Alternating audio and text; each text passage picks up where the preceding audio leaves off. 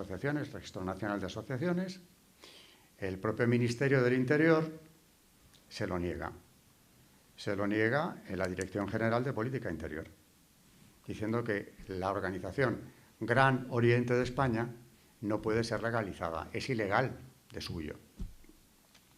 Ante lo cual acuden a la Sala de lo Contencioso Administrativo de la Audiencia Nacional, que anula la resolución del propio Ministerio del Interior. La Abogacía del Estado interviene. Tienen que ir hasta el Tribunal Supremo. Les defiende, por cierto, un democristiano, católico, se supone militante. Digo se supone porque aquí la incongruencia es enorme, que es nada menos que Joaquín Ruiz Jiménez, que había sido ministro de Franco. Y en el Supremo lo ganan. Es decir, que están legalizados por vía judicial, porque desde dentro del propio gobierno, ya era la UCD la que gobernaba, se lo habían negado. Histórica sentencia de 3 de julio del año 79. A partir de ahí ya se pueden, y lo hacen, inscribir como una asociación legal. Pero es que en el año 77, precisamente el de las primeras elecciones, el primer gran maestre de la masonería que vuelve a España, Jaime Fernández Gil de Terradillos, todo un histórico de la masonería, en rueda de prensa, va y nos dice, ya ha quedado, que tienen la promesa, 2 años antes de que se legalice, del ministro del Interior, cuyo ministerio luego les niega la legalización. Rodolfo Martín Villa, de la UCD, y además del ala más conservadora, se supone, tiene la promesa de Rodolfo Martín Villa de que se van a legalizar. Y que detrás de esto está Adolfo Suárez. Adolfo Suárez, ministro secretario general del movimiento que había sido, aparte de miembro del Opus Dei, que lo dejó para ser presidente. Y entonces vamos a ver, incongruencia supina. Y además aquí ya nos estamos entregando a todas esas fuerzas de las que hablaba Sánchez Bella, las del interior y las del exterior. ¿Cómo es posible que un católico de tanta convicción como para haber pertenecido a un movimiento de la Iglesia, como es el Opus Dei, aparte de comulgar con los principios del movimiento, porque había sido ministro secretario, sea capaz de dar el visto bueno, aunque no de la cara, porque esto, digo, se legaliza por vía judicial, pero sí es cierto lo que dice el gran maestre, que bien puede no serlo, y vamos a concederle a Suárez el beneficio de la duda, sería algo increíble. Pero vamos, olvidándonos de Suárez, ¿y los católicos en la vida pública que en el año 79 estaban ya en el poder? Porque había muchos. ¿No dicen nada?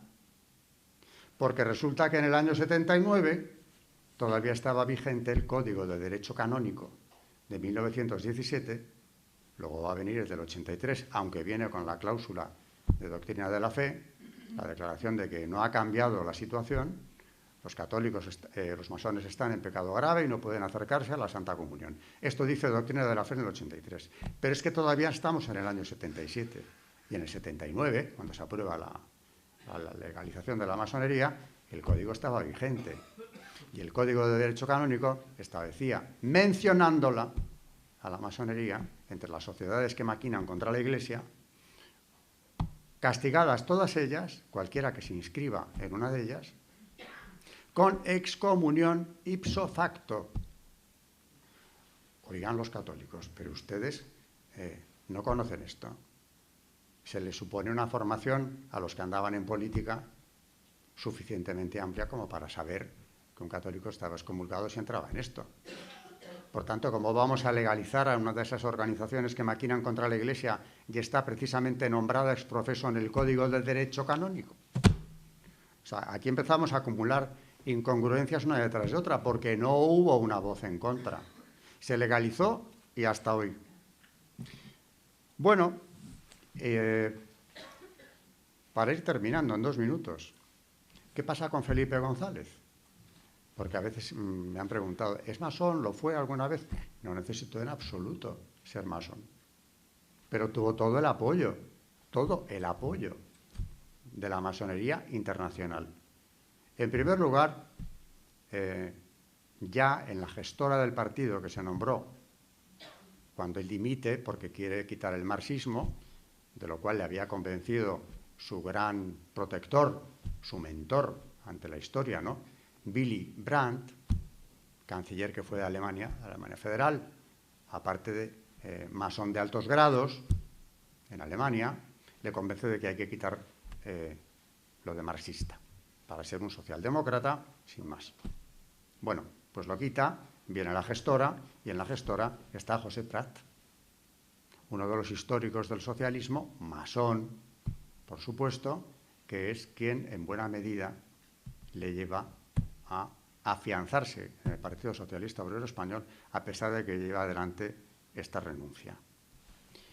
Bueno, ya le tenemos en el poder. Y en el año 85 viaja a Nueva York su ministro de Economía y Hacienda, Miguel Boyer. Y Miguel Boyer, esto ya no es que sean susceptibilidades mías, es que en una reunión en el Metropolitan Club de Nueva York, con la crema de las finanzas, con los poderes fácticos de la economía norteamericana, asistían, por ejemplo, presidentes o representantes del Citibank, del Chase Manhattan Bank, de Morgan, del First National Bank, del Bank of America, del Bank of Nueva York. Más tarde tendrá una reunión, cuando vuelva a Boyer, con Felipe González de la mano, porque ya le ha abierto el camino, tendrá una reunión donde ya se vuelcan y todavía tenemos más. Por ejemplo, nada menos que a los presidentes o representantes de Exxon, General Motors, Ford, IBM, Philip Morris, etcétera, etcétera. En aquella primera reunión ya, más o menos con los mismos, Miguel Boyer dice que el gobierno español es socialista. No lo puede negar porque son del PSOE, pero moderado. En la línea fabiana. Fabiana. Cuando dices fabiana, ¿a qué te estás refiriendo? Pues a que perteneces o eres afín a una de las organizaciones pantalla de la masonería, la Sociedad Fabiana, más antiguas y poderosas del mundo. Precisamente la que es más cercana al socialismo. Porque cuando se funda en 1884, en Inglaterra, se hace con una finalidad, que es formar los cuadros para la política de la izquierda. Y, de hecho, de la Sociedad Fabiana viene, en 1906, el Partido Laborista. Si te está reconociendo como fabiano, te está reconociendo como cercano a una de las organizaciones pantalla más poderosas. Independientemente de eso, también Felipe González, como en su día el propio Suárez, contaron con el apoyo del Club Bilderberg, que es un dato no menor. Pero quedémonos con la confesión clarísima de Boyer de que el suyo es un partido de inspiración fabiana. Cuando vuelve con Felipe González, pues naturalmente el recibimiento es muy caluroso y este es un gran éxito, ha sido ya aceptado por la alta finanza. España se va a convertir en un país tributario de esa alta finanza internacional y en el 85 vamos a tener un segundo éxito de Felipe González, que es la adhesión de España a las comunidades europeas. Y ahí, de la manera en que se negoció nuestra entrada, se sacrifican, en plural, prácticamente todas las fuentes de riqueza de España. Todas. En el sector primario teníamos mucho que reducir. Por ejemplo, la cuota láctea que se nos asigna es ridícula. En pesca, lo mismo. En la siderurgia, hombre, estaba algo obsoleta, se podía reformar. No, prácticamente que desaparezca. En astilleros, bueno, ¿a qué hemos venido? Éramos una de las principales potencias en ese sector. En todos los sectores donde éramos punteros, y España era la 9ª potencia económica industrial del mundo, todo eso hay que quitarlo. Ahora estamos precisamente en un nuevo envite, que es acabar ya definitivamente con el sector primario en España. Bueno, en el resto de Europa también están problemas, pero en España de una forma particular.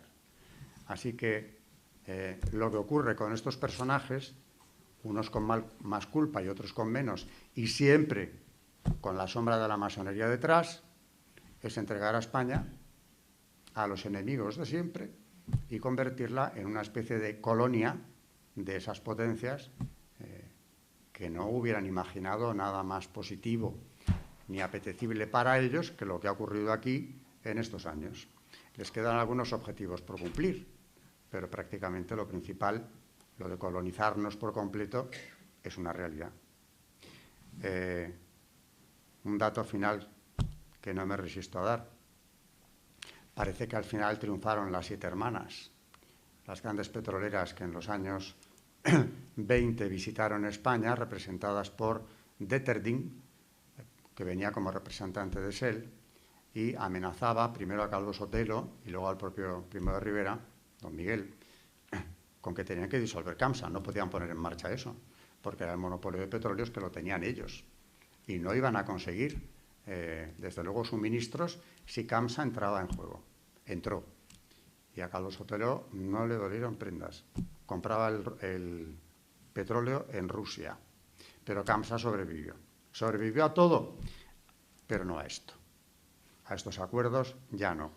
Y claro, también fue desmantelada y lo que quedaba de ella, es decir, su red comercial, en el año 92, ya por fin fue desmantelada del todo y se fue dividiendo, distribuyendo sus activos entre varias petroleras, con lo cual aquellas que fracasaron y no lo pudieron perdonar, Alfonso XIII siempre dijo que a él le había destronado la masonería y de paso las petroleras, que tenían naturalmente un poder grande en el mundo. Así que bueno, lo que no consiguen de una pueden conseguirlo en un segundo o tercer intento. El régimen de Franco supuso un paréntesis y un frenazo a esas fuerzas que él llamó siempre antiespañolas, comunismo y masonería. Pero eso fue aquello, un frenazo. Y posteriormente en la transición retomamos la ruta que querían que tomáramos precisamente dichas fuerzas.